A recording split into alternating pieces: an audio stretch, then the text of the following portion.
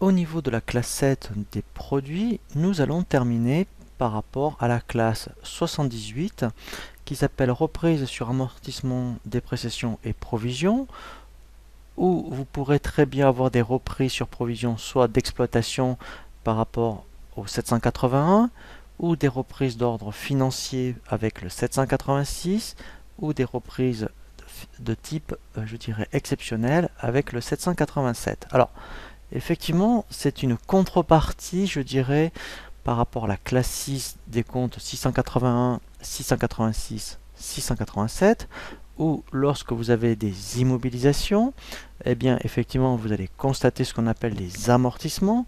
Donc, c'est bien par rapport à la classe 681.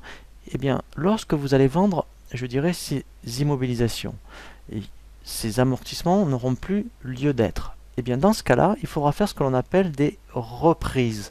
Donc en fait, ça annule entre guillemets l'amortissement que vous aviez passé ou qu'il faudrait constater sur les années à venir. Donc dans ce cas-là, en fonction, je dirais, de l'immobilisation que vous avez vendue, vous passerez soit des comptes de type 780 pour des reprises de type immobilisation, vous voyez, corporelle ou incorporelle. Lorsque ça sera des reprises, je dirais, sur des immobilisations financières, ça sera de l'ordre du compte 786.